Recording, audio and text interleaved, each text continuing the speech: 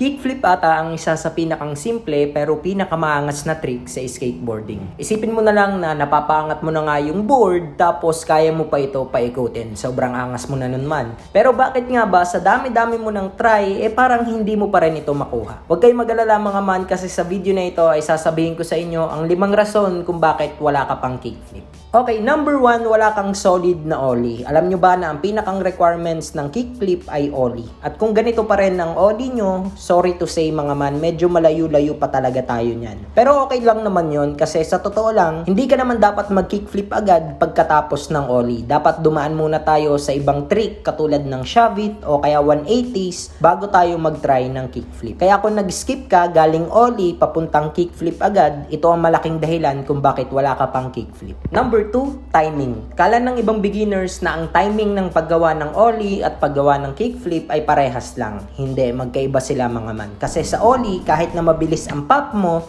pero mabagal ang slide mo, aangat pa rin siya kahit anong mangyari. Samantalang sa kickflip naman, kung mabilis ang pop mo, pero mabagal ang slide ng front foot mo, pwede ito magkulang. O kaya sabihin natin, malakas naman ang pop mo, malakas din ang flick mo, pero pwede naman ito sumobra. So, ang ibig ko lang sabihin dito ay kailangan natin hanapin yung tamang tansya ng pag-slide ng front foot natin sa kickflip para mapaikot natin siya ng kumpleto. Hindi katulad sa ollie na kahit mabagal, mabilis, mapapaangat natin. Sa kickflip, medyo kailangan natin ng precise, saktong timing ng flick para mapaikot natin siya ng 360 degree tapos masalo natin. Okay, number 3, wala ka pa sigurong basic board control. Board control ay kung gaano ka ka-confident sa pag-control ng skateboard mo. Hindi ito tungkol sa tricks, tungkol ito sa basic control. Katulad ng pag-push, pagliko, paghinto at pag-rides ng skateboard mo. Yung iba kasi mga beginner skaters, hindi pa nade-develop ang ganitong klase ng board control, pero gusto agad nila pumunta sa kickflip at mali ito mga man.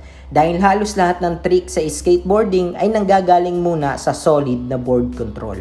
Kung hanggang ngayon ay ganito pa rin ang itsura ng board control mo, okay lang naman yan, pero kailangan gamayin mo pa ito lalo. Baka kasi ang board control ang dahilan kung bakit hindi mo ma-unlock ang kickflip. Number 4, urge o pagmamadali. Sa skateboarding, pag nagmadali tayo, dun tayo mas natatagalan. At totoo yun. Kaya chill lang tayo mga man. Eto, may papanood ako sa inyong video ng kaibigan ko. Kadadating niya lang sa spot niyan na wala siyang intensyon na masakyan ang kickflip.